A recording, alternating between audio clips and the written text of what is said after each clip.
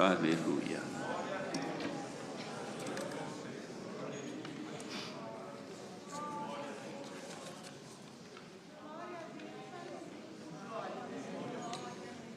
Agora mesmo ainda cantamos, terminando esse último verso, seguir-te-ei de perto.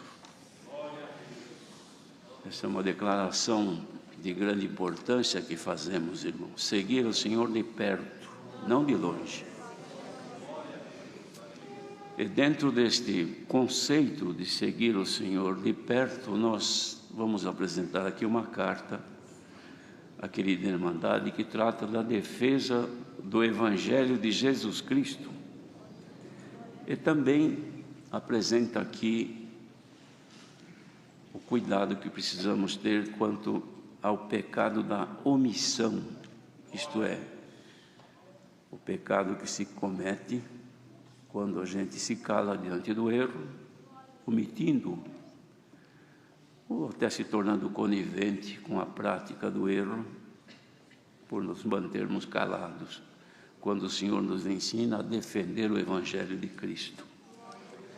A cara Irmandade, a instrução e o conhecimento sobre as bases de nossa fé e doutrina devem ser levados ao pleno conhecimento de toda a nossa Irmandade.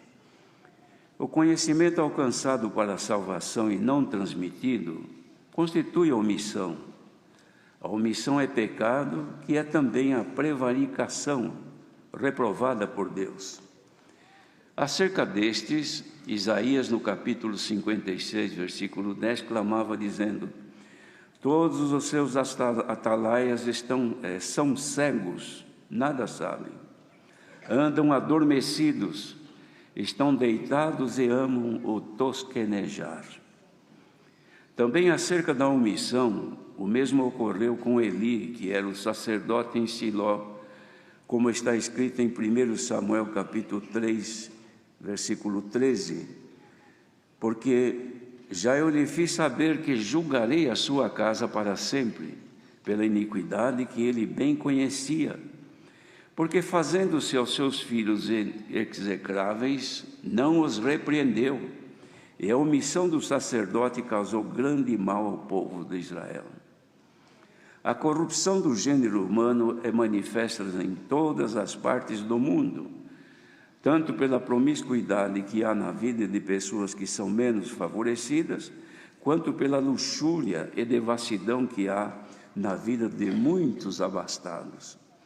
Faltam nos discursos dos defensores do Evangelho esclarecimentos sobre os motivos que causam o afastamento total de Deus e do Evangelho de Jesus Cristo, que há pelo avanço dos males em todas as direções contra os princípios de nossa fé, que são necessários à nossa salvação e dos demais pecadores.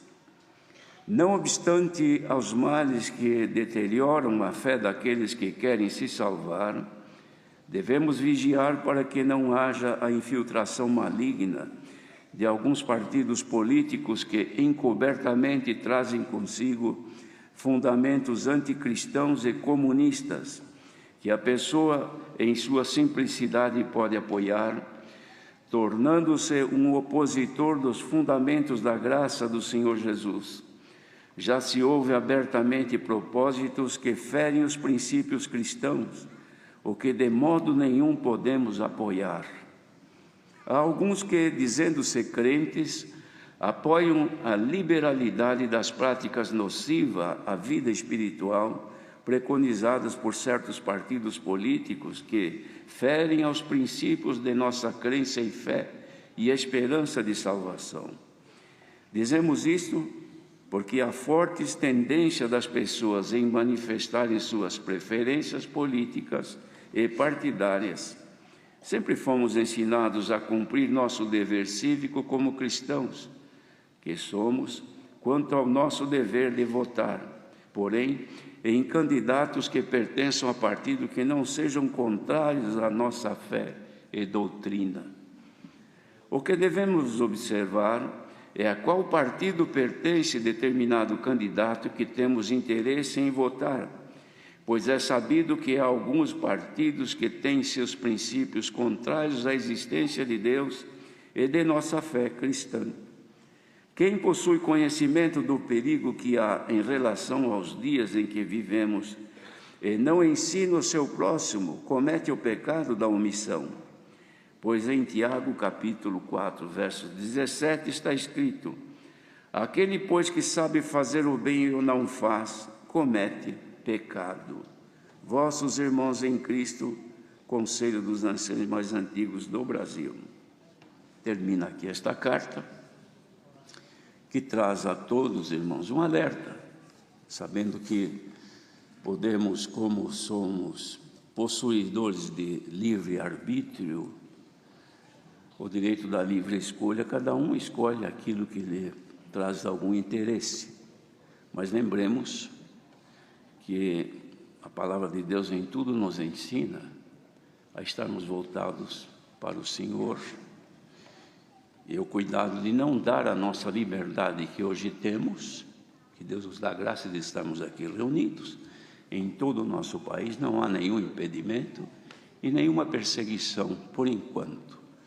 Podendo no futuro isto acontecer, caso sejamos então governados por estes partidos que, assim como aconteceu na Europa, os irmãos têm conhecimento da história, o que tem acontecido, onde o Evangelho se proliferou grandemente, em muitos países, onde esta política comunista dominou, o evangelismo se acabou, a perseguição existiu, muitas mortes, muitas execuções, por conta do cristianismo e do judaísmo, porque Jesus, o Filho de Deus, era judeu. Ele disse àquela mulher de Samaria: a salvação vem pelos judeus, ou vem dos judeus.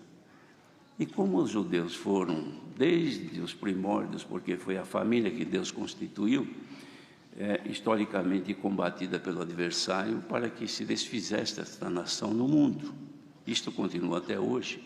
E como o evangelismo, que é as boas novas que Cristo trouxe dos céus para nós, e Jesus era judeu, então isto se estende também a todos os cristãos no mundo, a muitos lugares onde há pouco tempo foram executados um número grande de cristãos que estavam em reunião, isso num dos países que a perseguição é muito forte e impossível ser ali religioso de qualquer etiologia que seja, ou crença ou fé.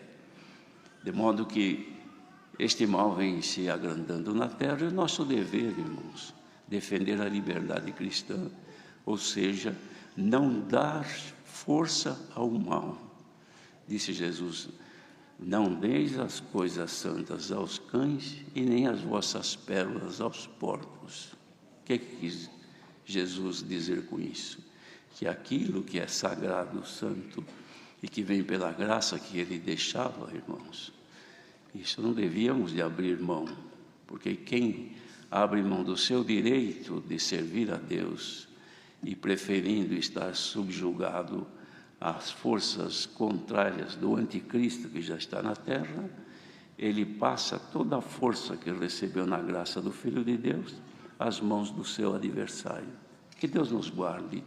Procuremos ter pleno conhecimento daquilo que vamos fazer, para que não sejamos coniventes com o mal que poderá acontecer. Esta é a finalidade desta carta, que Deus nos dá a graça de ler, que é defender o Evangelho de Jesus Cristo. Por enquanto vivemos em paz, mas preservemos esta paz para que os dias que vivemos aqui possamos ter a condição de louvar e glorificar o santo nome de Deus. É isto que veio avante de passar a todos. Bom seria que isso aqui tivesse uma extensão bem maior, que pudesse alcançar muitos lugares, porque o esclarecimento, nós oramos, sempre dizemos, oremos a Deus para votar, mas não é suficiente só orar a Deus sem ter conhecimento. Precisamos ter conhecimento e orar a Deus para que nos guie a fim de não errarmos, porque quando há ignorância, a falta do conhecimento, Então a exposição ao erro fica mais evidente, mais fácil de errar do que de acertar. É isto que veio avante. Deus seja louvado. Amém. Mas agora, em comunhão, vamos aguardar a revelação da Santa Palavra de Deus. Servos de Deus que estão aqui, Senhor,